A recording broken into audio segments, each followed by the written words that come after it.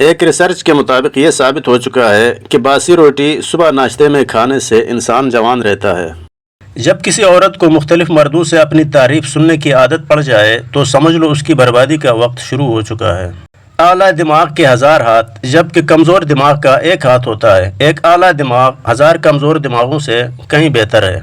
اچھا کردار وہ گلاب ہے جو اپنی خوشبو سے خود ہی اپنی قدر منوا لیتا ہے، وہ کبھی تعریف کا محتاج نہیں ہوتا۔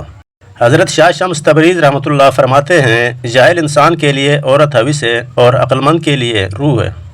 کامیابی کا لفظ بھی کام سے شروع ہوتا ہے، اس لیے کام کام اور بس کام۔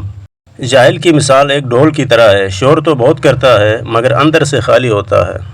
ایک پریشان دماغ والے انسان کا چہرہ خوبصورت نہیں ہو سکتا، خوبصورت چہرے کے لیے دماغ کا فریش ہونا ضروری ہے۔ مرد کی آدھی خوبصورتی اس کی زبان میں اور آدھی خوبصورتی اس کی وفا میں ہوتی ہے۔ دل کا سکون کسی بازار میں نہیں ملتا، یہ اندر سے اگتا ہے۔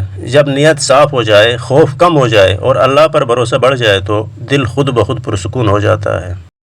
انسان کی منافقت دیکھیے، کسی دوسرے کی تکلیف کو اس کے گناہوں کی سزا اور اپنی تکلیف کو آزمائش سمجھتا ہے۔ سمندر کے پانی کا کھارا پن ہی اس کی آزادی کی ضمانت ہے۔ اگر یہ پانی میٹھا ہوتا تو لوگ اسے بھی بوتلوں میں بند کر دیتے۔ اس بات میں ہمارے لیے ایک سبق ہے۔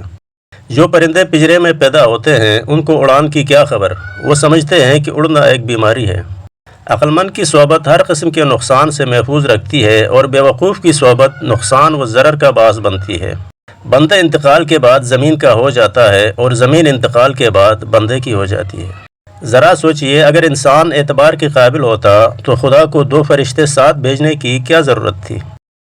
خطرناک انسان وہ نہیں جو ہتھیار اٹھاتا ہے، بلکہ سب سے خطرناک وہ ہے جو جھوٹ کو سچ ثابت کرنے کی صلاحیت رکھتا ہے۔ اگر انسان اپنی نفرت پر قابو پا سکتا ہے تو اس کے لیے کچھ بھی ناممکن نہیں، وہ کوئی بھی کام کر سکتا ہے۔ جس طرح آنکھ کی بینائی ختم ہونے سے انسان دن اور رات میں فرق نہیں کر سکتا، بالکل اسی طرح دل اندھا ہو جائے تو حق اور باطل میں فرق نہیں کر سکتا۔ آپ کسی انسان کے کردار کا اندازہ اس بات سے بآسانی لگا سکتے ہیں کہ وہ ان لوگوں کے ساتھ کیسا سلوک کرتا ہے جو اس کے لیے کچھ نہیں کر سکتے۔ اگر بیوی کے دائیں ہاتھ پر سوجن آنا شروع ہو جائے تو سمجھ لے کہ یہ قدرت کی طرف سے اشارہ ہے کہ عنقریب تمہیں بے شمار دولت ملے گی۔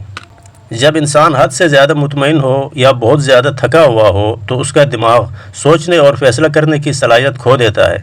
یہ 2 ایسی حالتیں ہیں جہاں غفلت یا سستی کی وجہ سے عقل اور ہوش سست پڑ جاتے ہیں۔ شکریہ۔